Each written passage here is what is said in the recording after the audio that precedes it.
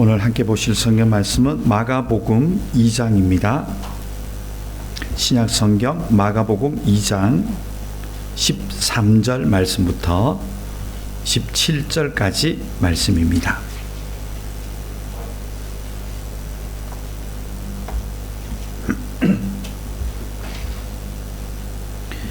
마가복음 2장 13절에서부터 17절까지 말씀입니다.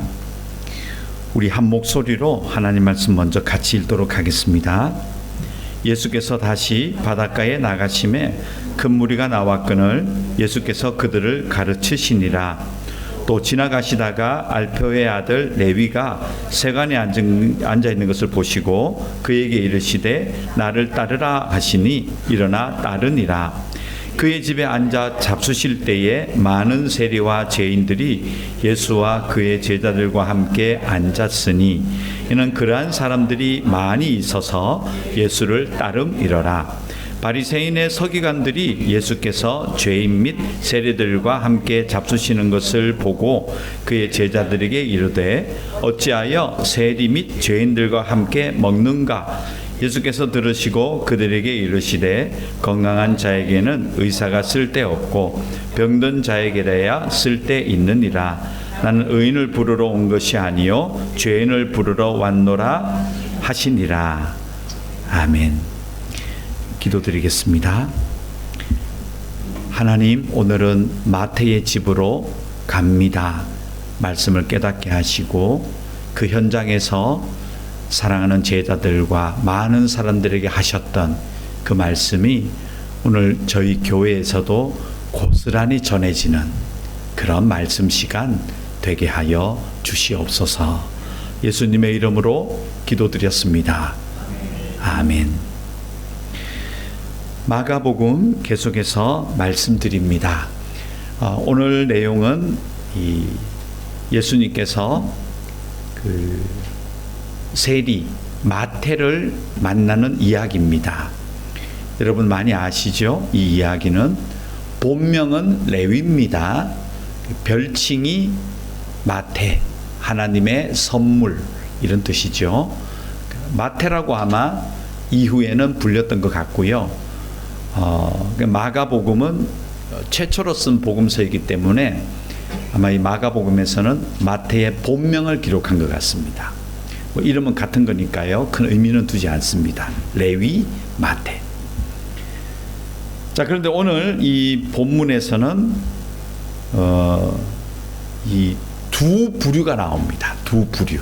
한 부류는 죄인들 그룹이 나오고요. 또 한 부류는 바리새인들과 서기관. 이 두 부류가 나옵니다.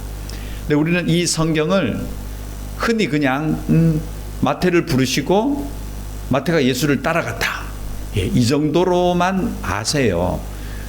근데 이 본문은 마가가 의도적으로 이 복음과 또 그렇지 않은 비복음의 차이점을 굉장히 잘 기록하고 있고요.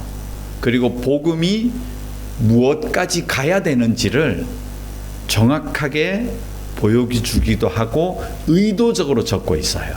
이 본문을. 그래서 오늘은 제가 여러분과 함께 이 본문의 의도를 한번 살펴보고 또 따라가고자 합니다. 자, 본문으로 한번 들어가 볼까요? 13절 여러분 잘 아시겠지만 13절 한번 보십시오. 네. 여기 보면 하나의 구도가 나오고 있죠. 나병 환자 이야기 때문에 예수님이 찾아가시는 게 아니고 사람들이 나오게끔 하셨다고 여러분 배웠습니다. 반복되고 있습니다. 예수께서 다시 바닷가에 나가셨다. 그러니까 단회적인 이야기가 아니에요. 뭐 바다에서 가르치시고 오병이어 현장에 무리를 걸으시고 우리는 사복음서를 딱 한 번만 일어난 이야기로 아는데 그렇지 않아요. 왜냐하면 다시 이 마가는 계속해서 예수님이 끊임없이 복음을 가르치신 것에 초점을 맞추고 있죠. 사람들이 많이 나와요. 그렇죠? 큰 무리가 나왔다. 그리고 그들에게 예수님이 디다케 가르치셨다. 예수님은 선포와 가르침의 두 가지 방법을 쓰셨죠. 선포는 듣든지 아니 듣든지 나타내는 겁니다. 그리고 듣는 자가 왔을 때 구체적으로 설명하시고 가르침으로 인도하시는 것, 이 방법을 쓰셨죠. 오늘 이 본문에서는 예수님이 그 가르침의 사역을 계속 하셨고 또 이 가르침에 많은 사람들이 나왔다 기록하고 있습니다. 짧은 한 절이죠. 14절.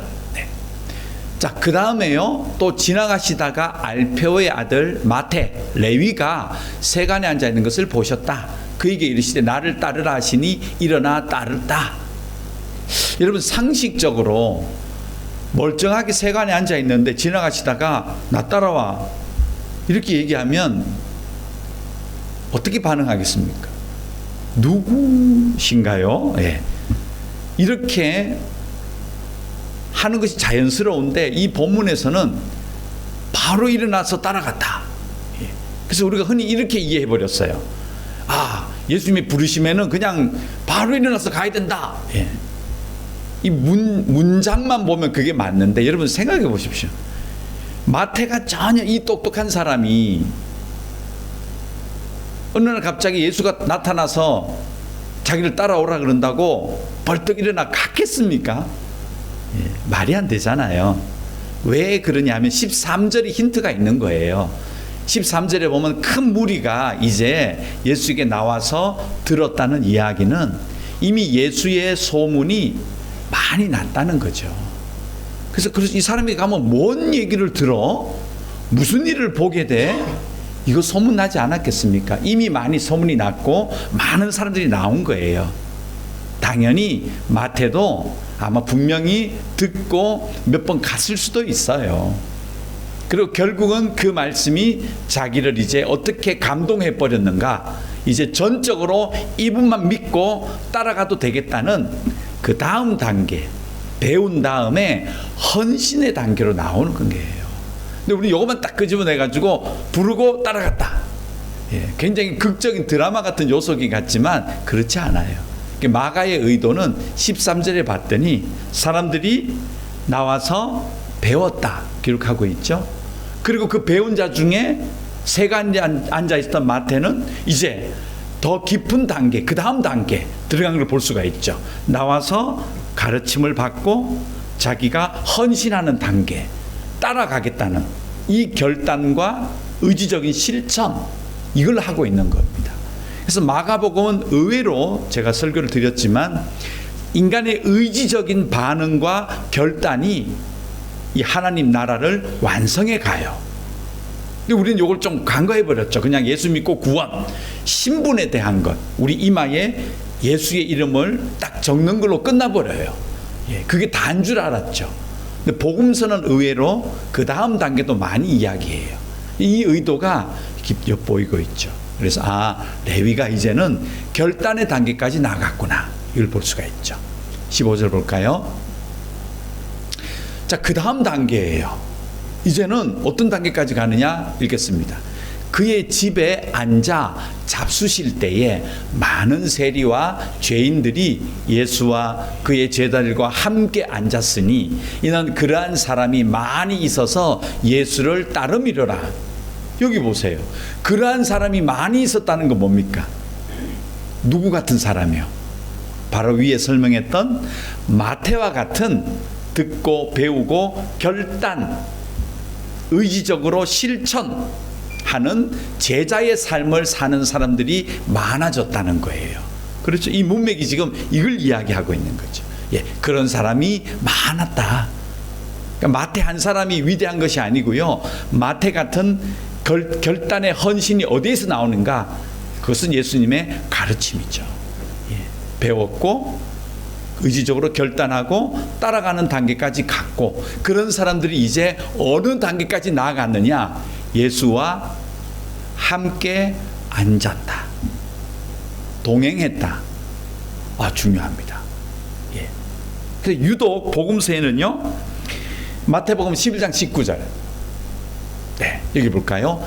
인자는 와서 먹고 마심에 말하기를 보라, 먹기를 탐하고 포도주를 즐기는 사람이요 세리와 죄인의 친구로다 하니 지혜는 그 행한 일로 인하여 옳다함을 얻느니라. 예수님이 하신 얘기예요. 이 당시 소문을 다 아세요. 예수님을 무엇이라고 하는지 이 그룹을, 이렇게 모여있는 그룹들을 사람들이 맨날 먹고 말이지, 마시고 말이지, 사람들 모아가지고 말이지, 사람들도 보면 전부 뭐 세리, 뭐 이상한 사람들 모아가지고 친구처럼 지내더라. 이 소문이 그냥 예수는 리더고 그 밑에 사람들은 종처럼 딱 이런 게 아니에요. 군신관계, 뭐 절대 복종하고 이렇게 안 비쳤나 봐요. 그 사람들 눈에는 친구들이 그냥 모여가지고 파티하고 먹고 막 이렇게 즐기는 것처럼 보였나 봐요. 그래서 소문이 먹는 거 좋아하고 마시고 그냥 어울려가지고 자기들끼리 말이지 한 동료가 되어가지고 완전히 막 놀더라 이렇게 소문 났다는 얘기예요. 그게 좋은 소문이었겠습니까? 비방하는 내용이었잖아요. 그 비방이 저희들끼리 모여가지고 잘 먹고 잘 논다 이걸 말이에요. 이렇게 소문 났던 거예요, 예수님. 그런데 의외로 이런 모습을 예수님이 많이 보여주신 의도는 와서 듣고 예수님의 말씀을 따라 의지적으로 결단하고 그를 따라가는 실천의 마지막 단계가 뭐냐면 예수님과의 동행이에요. 이걸 보여주시는 거예요. 근데 그 동행이 결코 주종 관계나 어떤 복종해가지고 억지로 하는 이런 관계가 아니라는 거죠. 어떤 관계처럼 보였다는 거예요. 친구 같더라. 이게 우리 하나님이 우리에게 주신 복음의 최종 목적, 주고자 하는 복음의 본질이라는 거죠. 같이 먹는 식구가 되고 함께 마음을 나누는 친구가 되고 같이 먹으면서 애완을 듣고 또 때로는 말씀도 해드리고 서로 이런 어떤 끈끈한 한 식구 같이 먹는 사람을 식구라 하잖아요. 그런 관계까지 복음의 완성이 어디까지 가느냐 이것을 보여주시기 위하여서 유독 먹는 모습 그리고 함께 어울려지는 모습들이 복음서에도 많고 예수님도 그런 모습을 많이 보여줬던 거죠.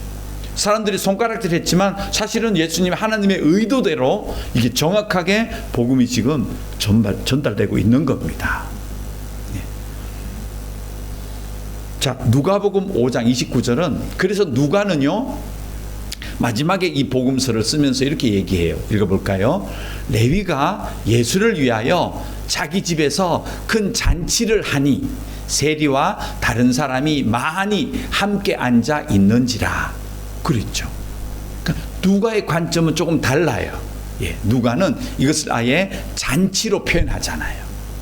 잔치로 표현하고 있죠. 그리고 세리와 죄인들이 아니고 사실은 많은 사람들이었다. 이렇게 얘기하고 있는 거예요.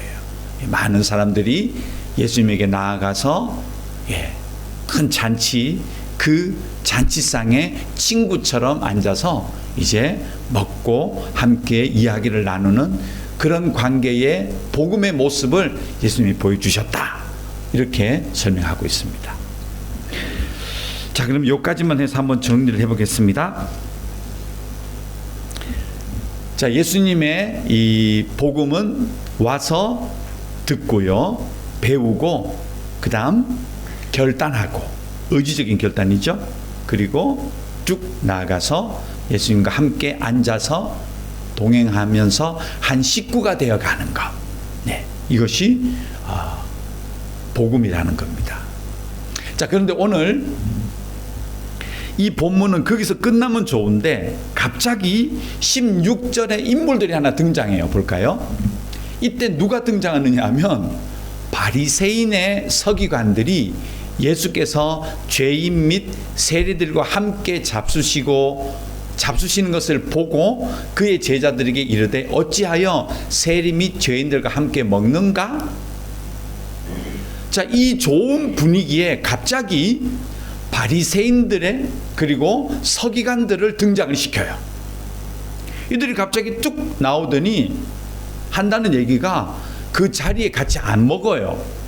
안 먹고는 그 먹는 모습을 보고 한다는 이야기가, 아니 예수님은 어찌해서 세리나 죄인들 함께 먹는가 이렇게 물어요.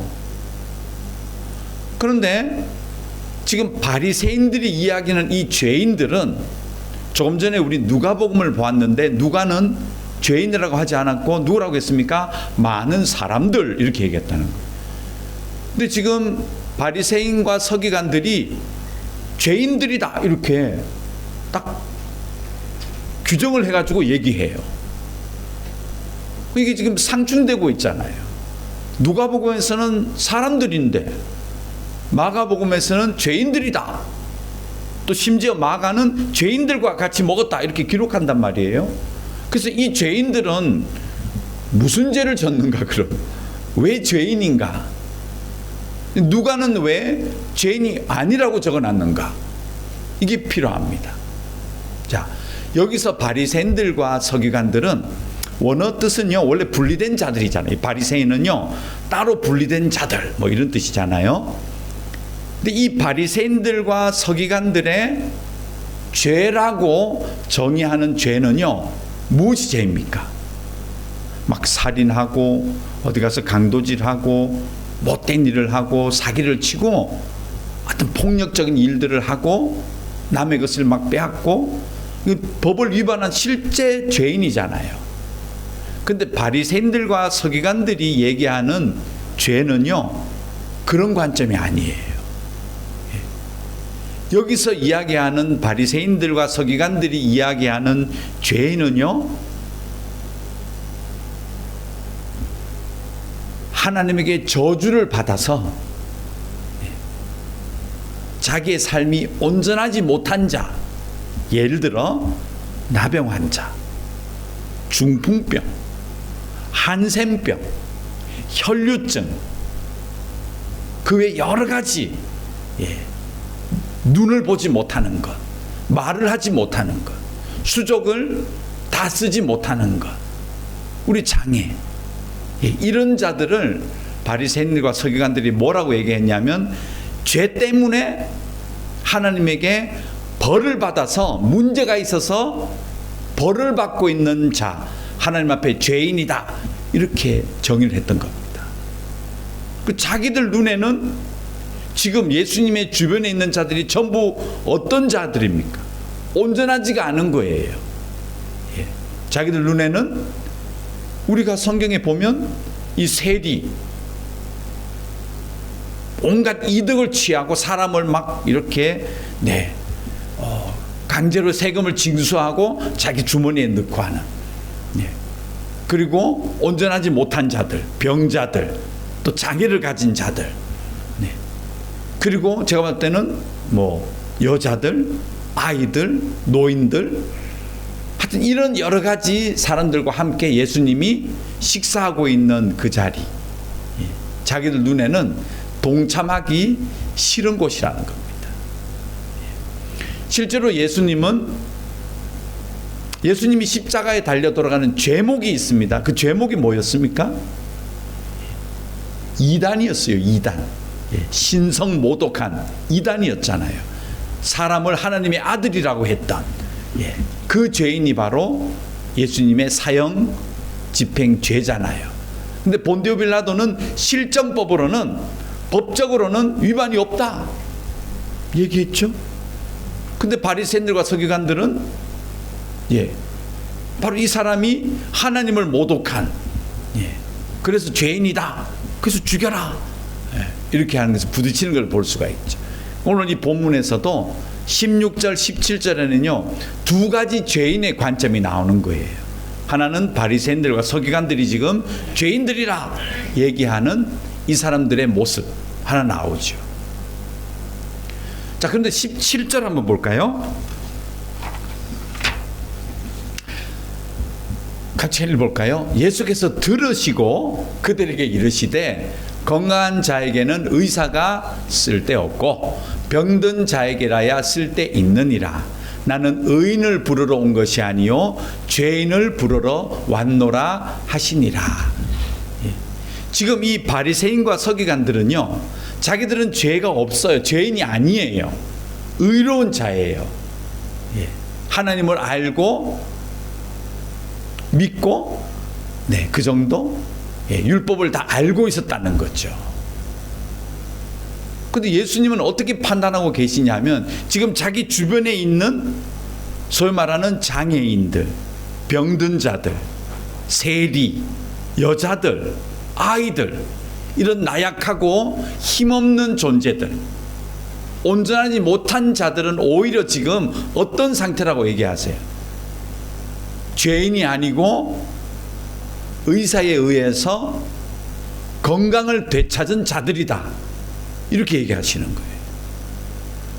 그리고 오히려 지금 의사를 만나지 못하고 병들어 있는 사람은 스스로 의인이라고 이야기하는 너희들이다, 지금 대받아치고 계신 거예요.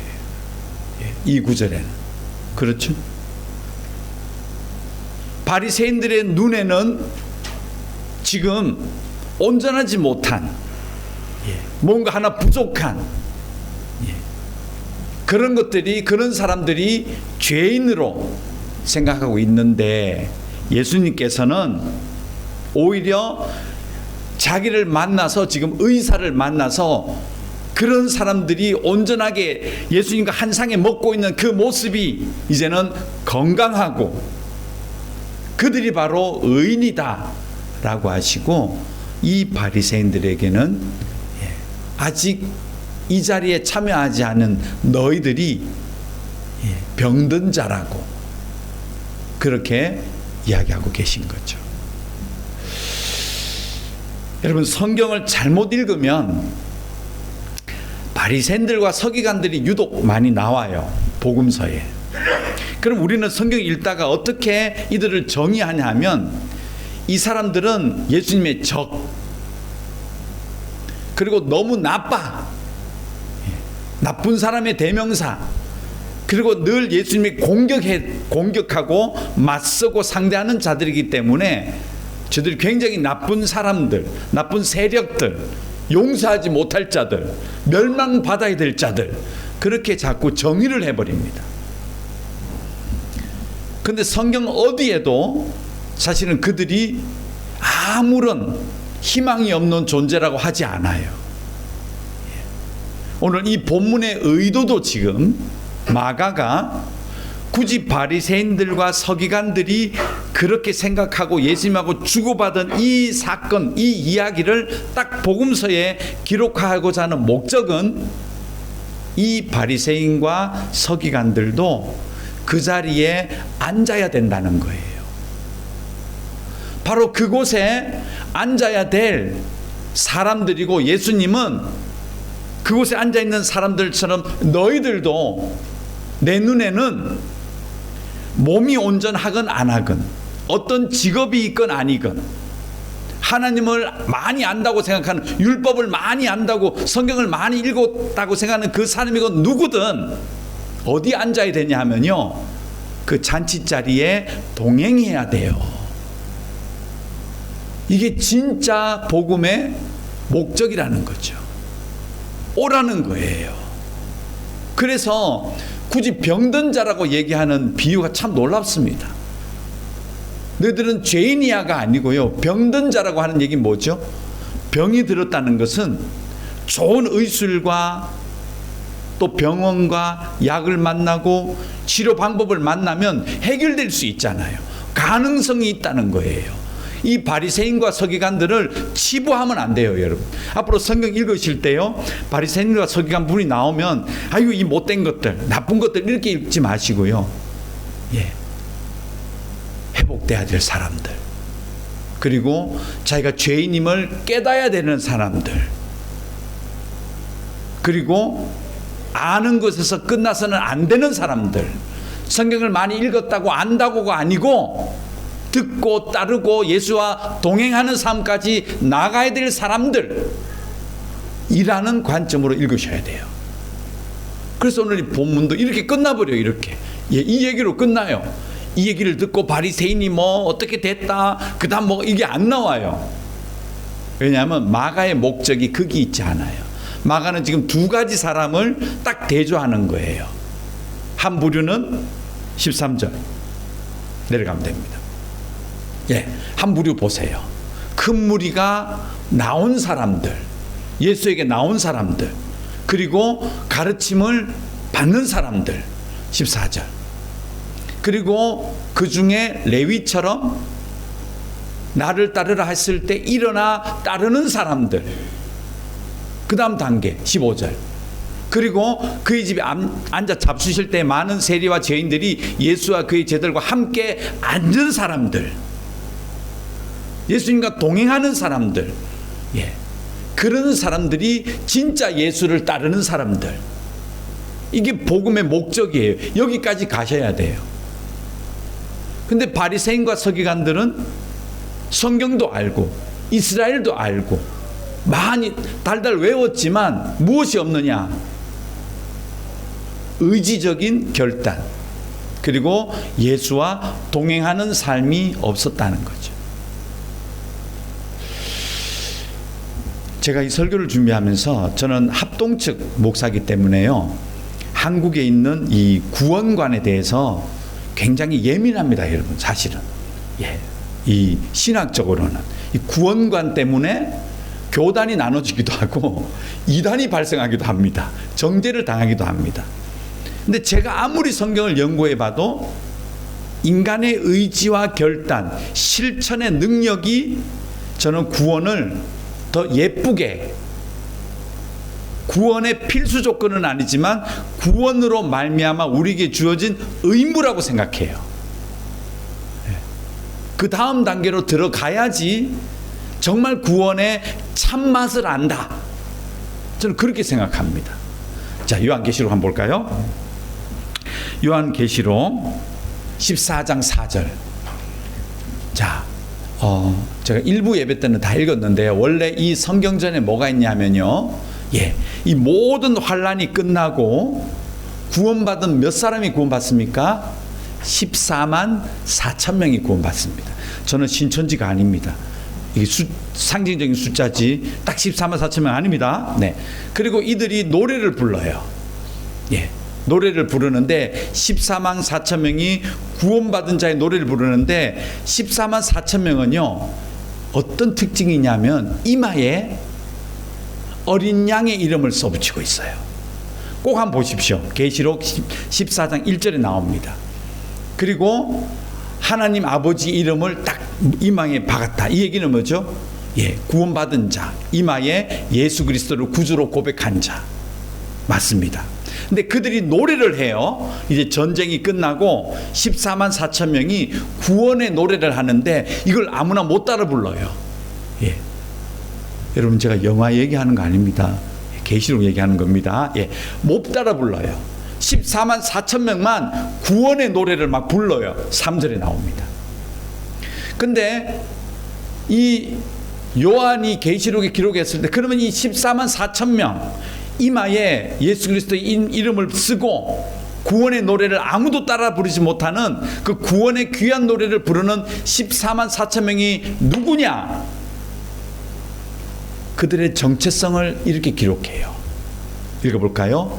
이 사람들은 여자와 더불어 더럽히지 아니하고 순결한 자라, 어린 양이 어디로 인도하든지 따라가는 자며 사랑 가운데서 속량함을 받아 처음 익은 열매로 하나님과 어린 양에게 속한 자들이니.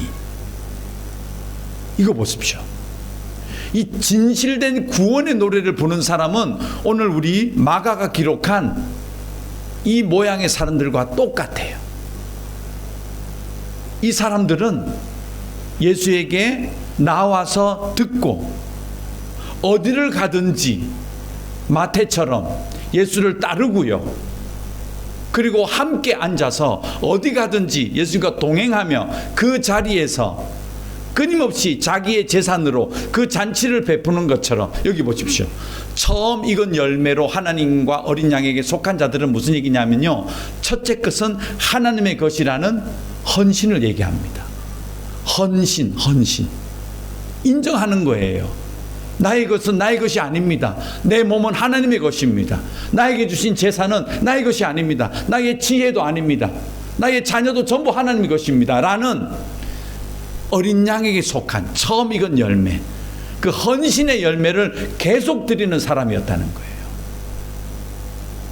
그 다음 구절 보면요, 여기는 없습니다만, 그들이 흠이 없고 입으로 거짓말하지 않는 자들이라고 계시록에 기록해 놨습니다. 제가 이걸 다 읽고 싶지만 너무 길어서 이게 오늘 마가복음에 나오는 예수님과 함께 앉은 마태의 모습과 똑같습니다. 이걸 보여주고 계신 거예요. 마가는 지금 복음의 핵심을 기록하고 싶었던 거예요. 핵심. 예수가 우리의 구주시는 것 누구나 다 믿죠. 아멘입니다. 이마에 붙인 누구나 붙일 수 있어요. 그 다음에 배우고 일어나서 따르고 예수가 어디 가시든지 동행하며 함께 앉아서 나의 것을 드릴 수 있는 삶, 그게 복음의 핵심 가치예요. 그게 진짜 하나님이 원하시는, 예수님이 원하시는 복음의 열매라는 거죠. 그래서 오늘 세리와 바리새인들과 서기관들처럼 아직 자기가 죄인됨을 깨닫지 못하는 자들, 성경은 알지만 배우고 따라오지 않는 자들, 그 잔치 자리에 헌신으로 앉지 않은 자들, 예수와 동행하는 삶을 살지 않은 그런 자들에게 지금 복음을 제시하는 거죠. 그 자리에 와서 앉으라고, 와서 배우라고, 의지적으로 결단하라고. 왜 우리는 교회 안에서 신앙생활 할 때 이 의지 얘기를 왜 안 했을까요? 왜 실천에 대해서는 마치 이것을 얘기하면 다른 신학을 얘기하는 것 같고 하나님의 은혜가 약간 감소되는 느낌을 왜 받죠? 이 프레임 빨리 벗어나야 되는 거죠. 성경은 그렇게 얘기하지 않아요. 오늘 이 본문 보십시오. 의도적이에요. 마가의 의도가 있는 거예요. 그냥 몇 구절 적어가지고 예수님의 일대기를 적고 있는 게 아니에요. 복음의 가치를 적고 싶은데 어떻게 해서 예수님께 그 헌신하는 자리까지 동행할 수 있느냐를 지금 체계적으로 적고 있는 거죠. 그리고 그렇지 못한 자들에게는 빨리 다른 무리들처럼 나와서 듣고 배우고 따라가고 그와 동행하며 어디 가든지 앉아있는 자들, 그리고 자기의 것을 드릴 수 있는 자들, 재능, 물질, 시간, 자녀, 무엇이든지 그분께 드릴 수 있는 자리까지 나가는 것이 복음의 가치고 열매라는 거죠. 여러분은 지금 어디에 계십니까? 바닷가까지 가셨나요? 혹은 마태처럼 일어나서 따르고 계신가요? 혹은 이미 그분이 어디 가든지 동행하며 어떤 자리든지 동행하며 여러분의 것 있건 없건 드릴 수 있는 그 단계까지 가고 계신가요? 혹은 바리새인과 서기관들처럼 알고는 있는데 결단하지 못하고 계신가요? 예수님과 동행하는 자리까지 아직 머뭇하고 계신가요? 여러분 어디 계십니까?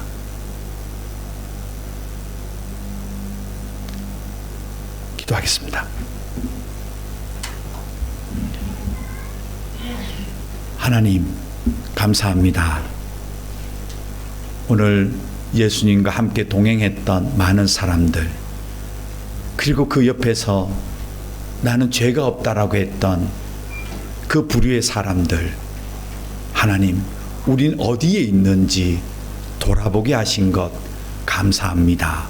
아버지 하나님, 소망하기는 이 자리에 계신 많은 분들은 듣고 따라가고 헌신하고 어디를 가든지 예수님과 동행하는 삶을, 그런 삶을 살아가겠다라고 헌신하기를 간절히 소망합니다. 사랑하는 성도들, 이곳 베트남 땅에 살아가면서 오늘 마가복음에 기록된 이 모습의 사람들, 이 복음의 열매가 우리 삶 속에 그대로 적용될 수 있는 사랑하는 믿음의 식구들의 이 땅의 삶들이 되게 하여 주시옵소서. 예수님의 이름으로 기도드렸습니다. 아멘.